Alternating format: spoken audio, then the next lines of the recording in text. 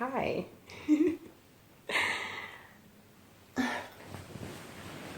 Today, I wanted to introduce you guys to my baby. I felt like I couldn't go any longer. I felt like I was being inauthentic. So, here we go.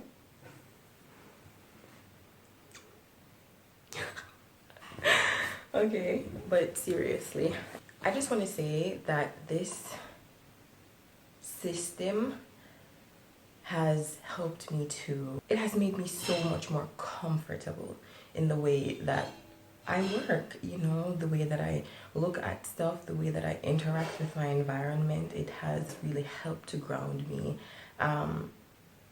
It can be a little bit complex, but for today's video, I'm gonna keep it as simple as I possibly can. Before I go any further, hello, my name is Giselle. Welcome back to my channel. All right, so the MBTI. I should preface, I am not an expert in this typology system, okay? I'm not. I'm fairly new to it. I should say it's been a couple of years since I've been interested in this, but it's been an on and off type of interest. There are a lot of YouTubers who do videos on these things, but I've never seen somebody from my community. I'm Jamaican, who has done it, so I'm just like, okay, maybe I can share something, maybe I can reach people from my background, and of course I'm black. It's so weird, but yeah. MBTI stands for Myers Briggs Type Indicator, which is basically a system that was developed about 70 years, somewhere around there. It was developed by like a mother and her daughter, and they took a lot of information from Carl Jung's work. I think he actually had a test that was used. I don't want to say perfected it, but they tweaked it a little bit and then made it into what it is today. All right. So for this system, there are 8 letters, right? And they are something of opposites of each other. And based on this model, there are 16 personality types, because 2 by 2, 2 by 2, 2 by 2, 2 by 2, right? So 16. What I'm going to do is I'm going to go through each of the 8 letters, and you guys can just choose for yourself as you go along. My descriptions may not be perfect. I'm not an expert in this, but I'm just really passionate about it. So I'm going to share the little bit that I know. And yeah, in future videos, I'll try to explore each personality type as I perceive them. Oh, I should preface, these letters are preferences, right? So each of us might have some amount of each letter in us, but it's just which one we lead with. The first set of the 8 letters is I for introversion and E for extroversion. Usually people have an understanding of introversion and extroversion, right? And they'll say, oh, an introvert is somebody who is shy and they keep to themselves and they're antisocial, and an extrovert is somebody who will go out and explore and they love to talk and all of this. And while I understand why people would say that, it's not necessarily the truth. I can say my experience from being an introvert.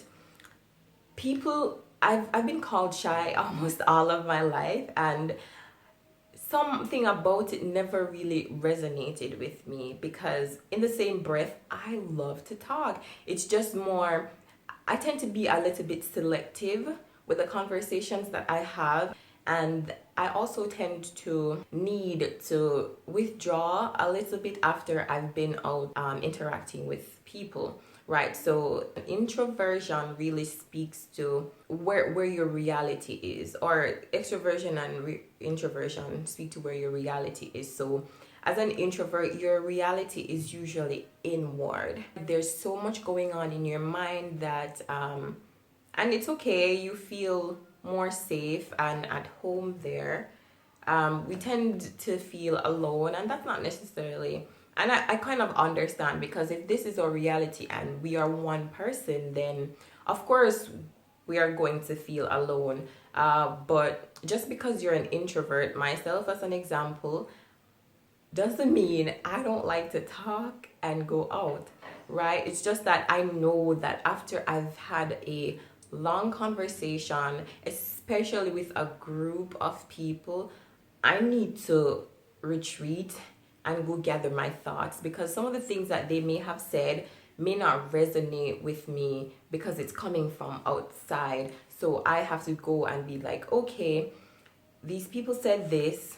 Let me try to reconcile that information in my head, right? And for an extrovert, reality is really out there in the wider world. Not to say, and this is where I want to be very clear, each of us have characteristics of these 8 letters. Each of us can have characteristics, right? So there are times when my behavior may be defined as extroverted, and that's perfectly okay. The Myers Briggs system has to do with our preferences, so our mental processes and our preferences, right?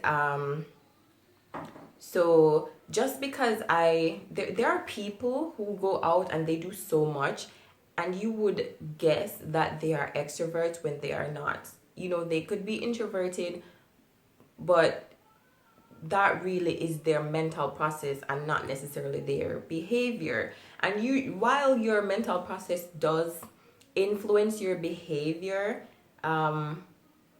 it shouldn't be used as some type of limitation, right? Introverts, or reality is generally inside of ourselves, and extroverts, their reality is it's out there. And each of us do need alone time. It's just that introverts may need more alone time and extroverts don't need as much, because if they stay by themselves too long, they may get depressed and stay out. Usually, if I'm being honest with myself, once I go out, I start to feel like, you know what, this was a bad idea.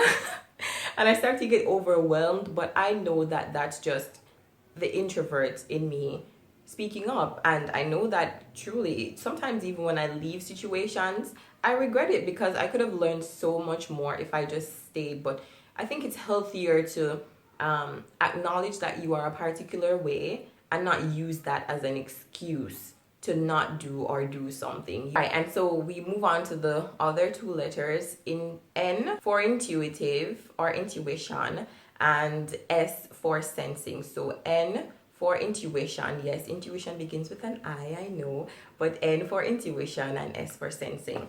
This really speaks to the way that we understand the world. So you will realize that I'm speaking with certain letters, right? So I'm speaking from experience, because of course I know my personality, 4-letter code.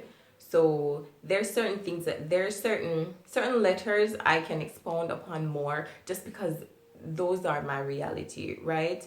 Letters are described to be people who use their 5+ senses to interact with the world. They tend to be like information that is verifiable and reliable. So each time that they come across this information, it's the same. Or if they're going to test something, it comes out with the same result time and again. They are generally also said to be people who see and live in reality. And as somebody on the opposite side, I find that a little bit offensive, but I know that it's not there to be offensive, and I kind of understand why, because me being an intuitive, I know that yes, the world exists, but there are so many possibilities, so I understand. They tend to not look at what could be. They look at what is, what's happening right here, right now. For intuitives, they say that we are more interested in pattern recognition or advanced pattern recognition. So we will see a thing and be interested in all of these possibilities. I get a little worked up. I mean, I don't know. It's really fun to understand who you are and to just try to use that to be the best that you can be at anything that you decide to do. They say we like to speculate a lot. Generally, they would say that sensors they're very interested in what is happening in front of the curtain. So say this is a curtain, this is the curtain. A sensor would be right here because this is what they can see, right? This is what they can actually interact with. Whereas a intuitive, myself, I see what's happening out here, but I'm more concerned with what could be happening behind that curtain. I see this person dancing, but is somebody behind the curtain using them as a puppet, that type of thing. So I think that's a really good description, and this one that I've stuck with. Right, so what could be real? So sensors are interested in what is real, or they prefer to focus on what is real, and intuitives prefer to focus on what could be real. Not to say that we don't both value reality, but it's just in different ways, I suppose. The other two letters now, thinking, T for thinking and F for feeling. This has to do with how we make decisions. Oh, I should say that this type of information that I'm giving out now, usually intuitives are more open-minded to this type of information, because it involves concepts. It involves, how do I explain? It involves concepts. And I don't want to say that it's not exactly concrete, but a sensor, I don't believe that they would find it as concrete information. So they might look at it and they might disdain it, or it might mean nothing to them. And that's perfectly fine. There is information out there that appeals to sensors more. I'm not saying that this wouldn't appeal to a sensor, but I'm just saying generally. They say that thinkers are people who are concerned with quantifiable data. And I was saying earlier that sensing is a little bit similar to thinking, how I perceive it at least. And I don't want to mislead anyone, so I'm gonna place some links in the description. I've articles, websites and YouTube video links that I've watched to kind of gather, because I want to make the information as accurate as possible, but I know that the way that I perceive things may not be the way that somebody else perceives things. And because I'm not an expert, I want you guys to have information, or the most accurate information possible. So I'm gonna place some links in the description box and you guys can check those out for yourself. Right, and apparently the thinkers generally prefer non-personal criteria. So if they're going to make a decision, they will use information that is not personal. They will use past experiences, which I suppose is personal but not completely related to the situation at hand. They prefer to use everything but personal criteria to make their decisions. And I suppose you would say that there are people who are more likely to think through a decision without taking their feelings and the feelings of others into consideration. And it's not to say that they don't, but just generally they prefer to make decisions based on non-personal criteria. People like to say that they are usually more objective, and I get it. I get why. Even when it comes to themselves, a lot of the times they try to be objective. So yes. F now, feeling. I'm a feeler. Yes, I'm a feeling type. And so I can say that it's a little bit hard for me to understand people who are on the opposite spectrum, because I am just, I use personal criteria to make almost all of my decisions, and that can be a good and a bad thing. I generally think about how my decisions will impact myself first and then others. I will say, okay, well, if I do this, I'm going to feel good or I'm going to feel bad. And then I say, if I do this same thing, everybody else around me, they're going to feel good or feel bad. Feelers are usually said to be people who are more subjective. So I suppose everybody understands the difference between objectivity and subjectivity. Objective people generally take themselves out of the equation. Objective people generally don't use their feelings to make their decisions, and subjective people, they do. So yeah, they'll usually say that people who think are more logical and feelers are not logical, but I tend to believe that I can be quite logical. It's just that is not my leading function, it's not my leading mental process. And if I'm being honest, I wouldn't want it to be any other way, because that's just who I am, and I I admire people who thinking is their leading of the two functions, but I'm just not that, and that's perfectly fine. Feelers generally think about the emotional impact of a decision that they're going to make, especially I believe on themselves. So yeah, this leads us to the last two letters, which are J for judging and P for perceiving. This is very important to me, because for the longest while I didn't really understand the difference. But I get it. I believe I get it now. And so yeah, so for judging types, all right, I'm a perceiver, right? Or a perceiving type. Everybody perceives, everybody judges. Perceiving doesn't mean that you're more perceptive than somebody who judges, and that doesn't mean that they're more judgmental. So since I'm a perceiving type, or the P, I have the P. I'm a perceiving type. This means that generally people find my environment looks so chaotic, especially to someone who is a judging type. And I mean, nobody should be nasty and being a mess and all of that stuff, but I found that I've come to understand that the true and a judger might come off as more organized and tidy and all that stuff. The true difference though lies in where we prefer our organization.